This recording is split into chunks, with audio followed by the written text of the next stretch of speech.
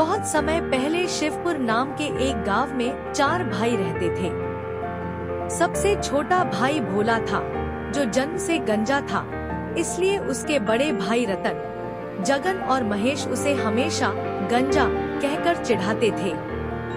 भोला सीधा साधा और शांत स्वभाव का था, इसलिए कभी किसी से बहस नहीं करता था।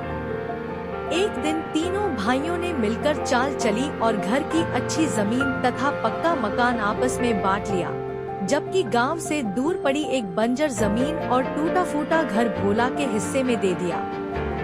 साथ ही उन्होंने एक लंगड़ी बकरी भी यह कहकर उसके साथ भेज दी कि अब यही उसका सहारा है।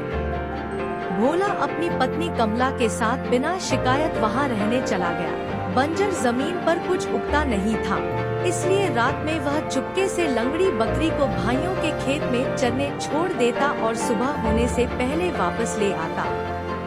कई दिनों तक ऐसा चलता रहा, लेकिन एक दिन उसकी आंख देर से खुली और तीनों भाइयों ने बकरी को खेत में देखकर गुस्से में मार डाला।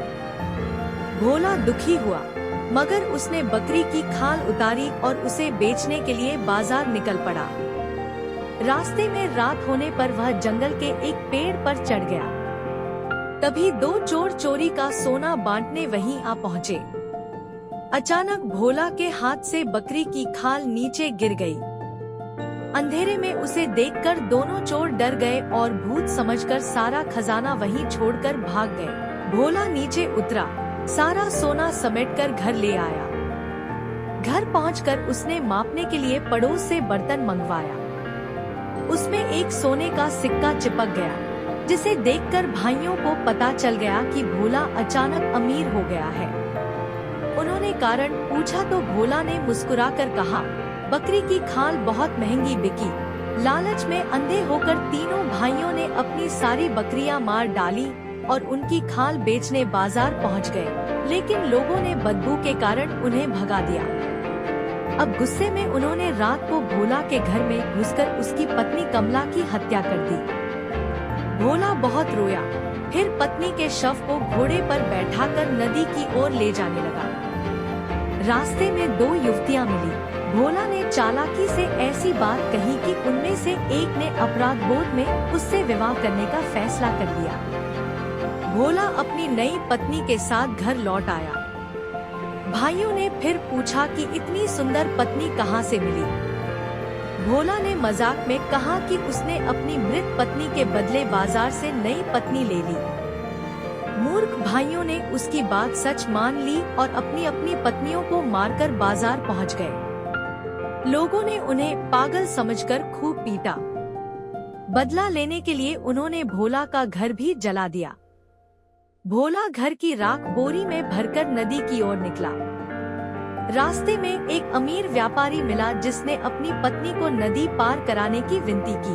भोला ने बोरी में राख को खजाना बताकर व्यापारी को विश्वास दिलाया कि व्यापारी डर गया और पत्नी को सुरक्षित पार पहुंचाने के बदले भोला को सोने से भरी 2 बोरियां दे दी। अब भोला पहले से भी ज्यादा अमीर हो गया। तीनों भाइयों का लालच फिर जाग उठा। इस बार उन्होंने रात में भोला को बोरी में बंद कर नदी में फेंकने का फैसला किया। रास्ते में वे खाना खाने चले गए। तभी एक चरवाहा वहां आया। भोला ने उससे कहा कि उसके भाई उसकी जबरदस्ती राजकुमारी से शादी कराने ले जा रहे हैं और वह शादी नहीं करना चाहता। चरवाहा खुद राजकुमारी से शादी का सपना देखने लगा और भोला की जगह बोरी में घुस गया। लौटकर तीनों भाइयों ने वही बोरी नदी में फेंक दी। चरवाहा डूब गया और भोला उसकी बकरियां लेकर घर लौट आया। जब भाइयों ने भोला को जिंदा और ढेर सारी बकरियों के साथ देखा तो हैरान रह गए। भोला ने चालाकी से कहा कि नदी के अंदर बहुत बड़ा खजाना और अनगिनत बकरियां हैं, लेकिन गहरे पानी में उतरना पड़ेगा। लालच में पहले रतन नदी में कूदा, फिर जगन और आखिर में महेश भी कूद पड़ा। तीनों गहरे पानी में डूब गए। भोला ने आसमान की ओर देखकर कहा, जो दूसरों के लिए गड्ढा खोदता है, एक दिन खुद उसी में गिरता है।